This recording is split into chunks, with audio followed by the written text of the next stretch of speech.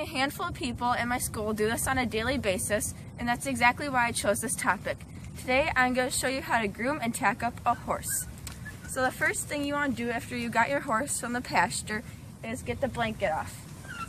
So since it's winter, they have to wear a blanket to stay warm, especially since Lexi, my horse that is going to be my model, has a trace clip right here.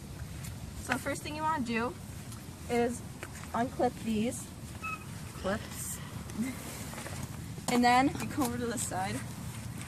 There's two clips right here that are crossed over, and you want to unclip these, and then there's two butt clips that you want to undo.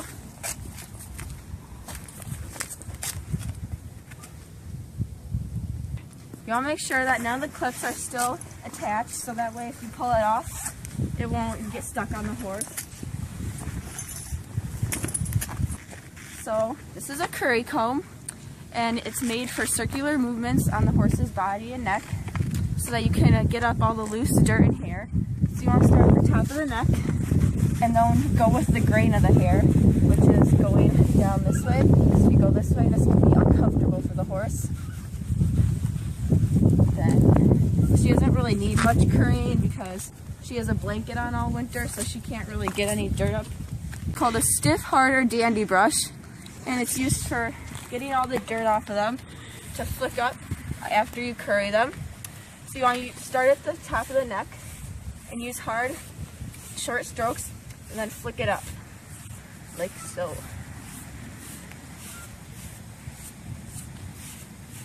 And then you want to still work at the top of the body, so then you can move the dirt down, so that way you don't start at the bottom and then transfer dirt up to their body, so then you can just flick it down. You want to make sure you get the girth area. Then you can go back down to the legs. And then I'm going to take a soft brush. This has a lot longer bristles and it's a lot softer, so it gets the dust off and all the excess dirt. And what you want to do is do long strokes and flick it up. Lexi.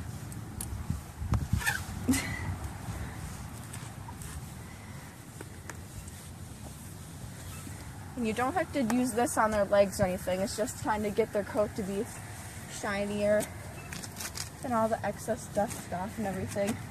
Okay. And then to pick a hoof, you want to slide your hand down and squeeze right above the fetlock. And they'll usually pick it up. But if they don't, then you can lean on them. What you want to do is try to get all the dirt out without touching the frog or picking at the frog, which is this part right here, because it can be really sensitive. So I get all the dirt out around the hoof.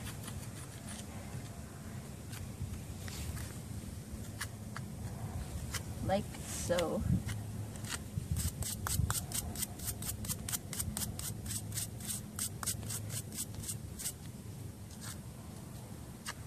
It's always important to groom a horse before you tack them up, just so you don't cause any irritations or sores where you put out the tack, especially the saddle place right here and the bridle and the boot area.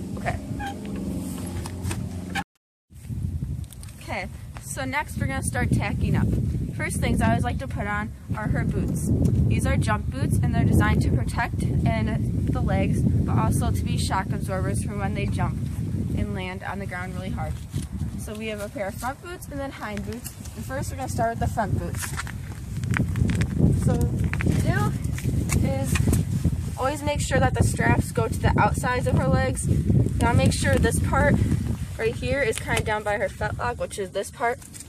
And you want to make sure it's pretty snug when you do it, so that way if it's too loose and she's going towards a jump or she's traveling or moving, it won't fall down her leg. And this is her back boot. You want to do the same thing. This one's pretty much contoured to the horse's leg, so it's really easy to put on. So you want to make sure the strap's still on the outside. Go like that. Okay, next we're going to put on the running martingale. So you want to make sure this part is going towards her. You want to put it over her neck like so.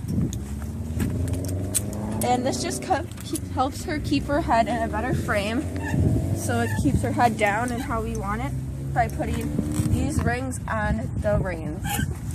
And then you're going to put on the saddle pads.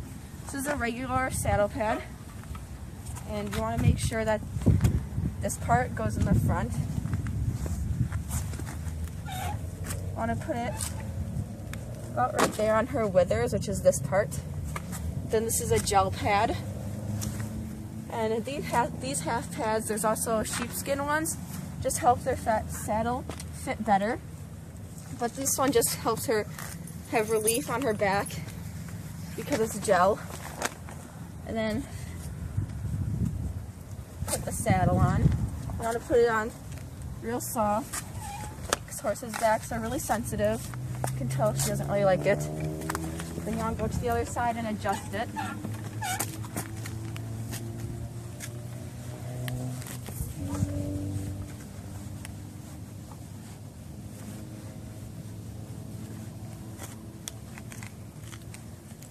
Then you just want to make sure that you can pull this up, the saddle pad and the gel pad, so there's this little space right here in the withers so that there's airflow,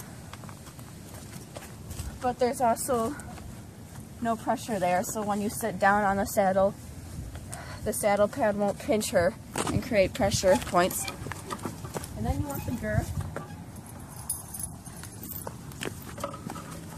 Doesn't matter what side you put the elastic on, but usually there's going to be one leather side and one elastic for when you buckle these up.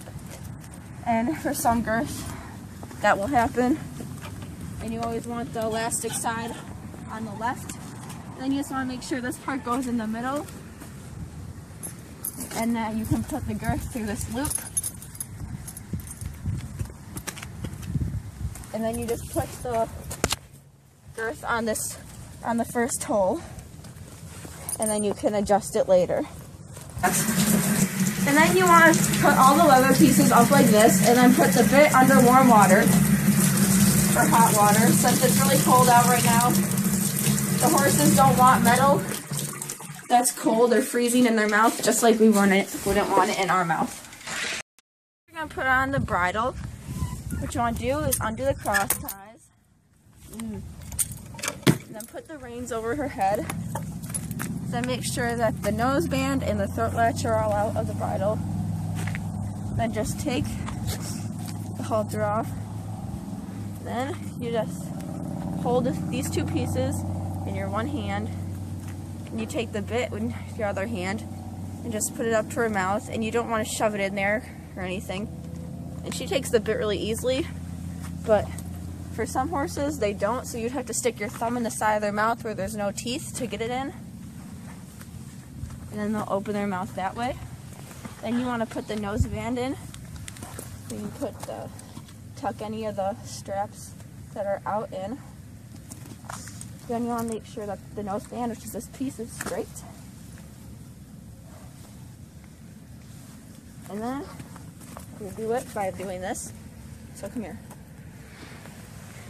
You take this and you put it all the way in to make sure there's two fingers. She used to have hers a little bit tighter so she doesn't open her mouth or anything. She does a lot.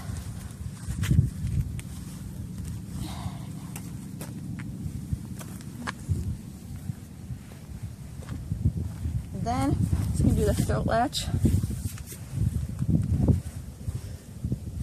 And you want this to be big enough so you can fit a fist through here, like so. And then you're done. But then when you get into the ring, you're going to want to tighten your girth, and then you're going to put these two pieces of the running martingale both on these.